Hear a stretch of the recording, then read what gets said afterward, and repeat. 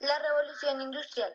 En las postrimerías del siglo XIX surge lo que se ha denominado la revolución industrial, que sentó las bases de los conceptos que rigen en la actualidad en materia de administración de salarios, y cuya característica esencial es el grado diverso de libertad económica que disfruta el trabajador.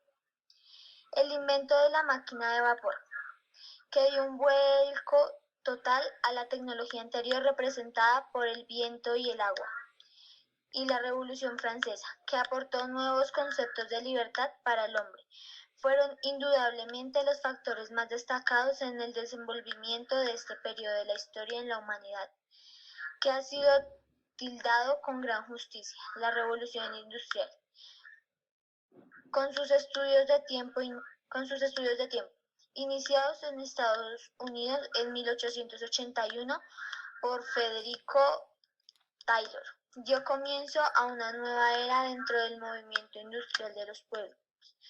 Taylor instauró su lema: la ciencia del trabajo con las máquinas, concibiendo al hombre como un factor variable frente a la máquina como un factor fijo. También en los Estados Unidos, en 1886, los esposos Gilbert introdujeron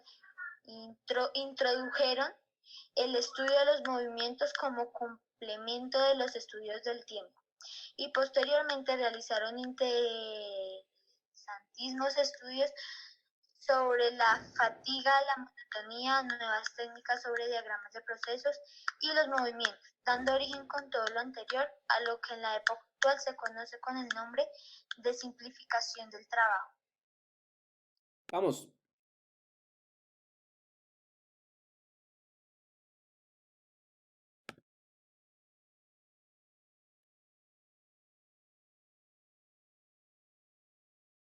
Vamos. Un ingeniero francés residenciado en los Estados Unidos, de nombre Charles Eugene Bedaux, seguidor de las ideas de Taylor, dio en 1886 nuevas aplicaciones de los estudios de movimientos adelantados por sus predecesores, dando origen al sistema que hoy en día es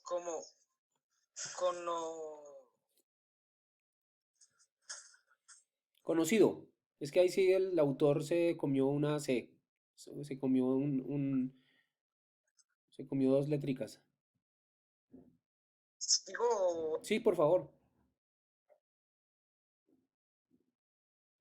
conocido como salarios con incentivos.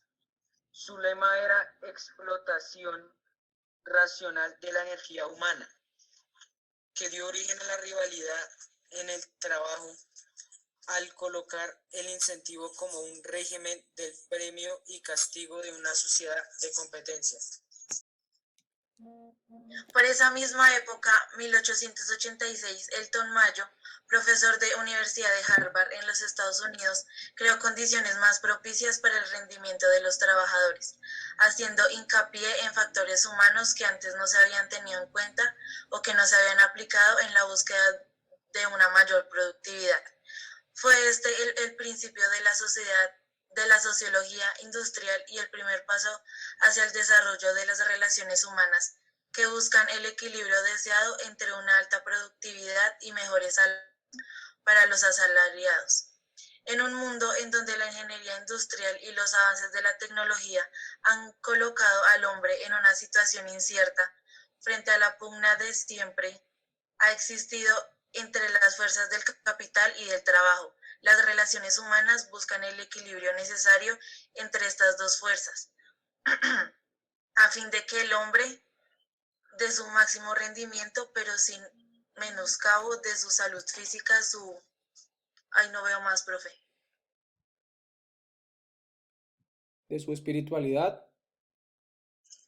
A fin de que el hombre de su máximo rendimiento, pero sin menoscabo de su salud física, su espiritualidad y su dignidad como ser humano. Segunda Revolución Industrial. Se ha dado el nombre de Segunda Revolución Industrial al periodo inmediatamente posterior a la finalización de la Primera Guerra Mundial. cuando en Estados Unidos y en Europa Occidental comienzan a tomar forma nuevos conceptos sobre administración científica, con miras a elevar el nivel de vida de los pueblos mediante una mejor explotación de los recursos naturales y humanos, la estabilización del empleo y un mejor pago de salarios, constituyen la norma de esta época, de la cual es el magnate Henry Ford uno de los más entusiastas seguidores. El principio de las el principio de las partes intercambiables que dio origen a la producción en masa y revolucionó la economía moderna, fue aplicado por Ford con un extraordinario éxito en sus factorías de vehículos automotores, en donde, impuso además nuevas técnicas de salarios que en un principio fueron calificadas de descabelladas, pero que posteriormente fueron aceptadas. Con el advenimiento de la segunda revolución industrial, las técnicas en administración de salarios sufrieron profundas transformaciones que aún continúan en el presente siglo. Los sistemas de incentivos con sus notables variaciones, la implantación de formas más simples y más humanas en un salario fijo, la participación del trabajador tanto en la dirección de la empresa como en las utilidades de la misma y tantas otras innovaciones que se han aplicado y se aplican en la actualidad en distintas regiones del planeta. No tienen. No tienen otra finalidad que la de lograr el equilibrio necesario entre el capital y el trabajo y evitar de esta manera los continuos conflictos socioeconómicos que son comunes en los pueblos en donde existe atraso educacional y económico por la inadecuada explotación de sus recursos naturales. Y esta historia de los salarios que se ha repetido en condiciones más o menos idénticas en distintas partes de la Tierra, no importa cuáles sean los principios socioeconómicos que han regido a los diferentes pueblos del conglomerado humano, creemos que es justo finalizarla con unas breves líneas sobre el pensamiento social de la Iglesia Católica en torno a tan delicado asunto. Los pontífices han sido sumamente claros en esta materia que ha sido objeto de continua preocupación. Fue precisamente el Papa León VIII en su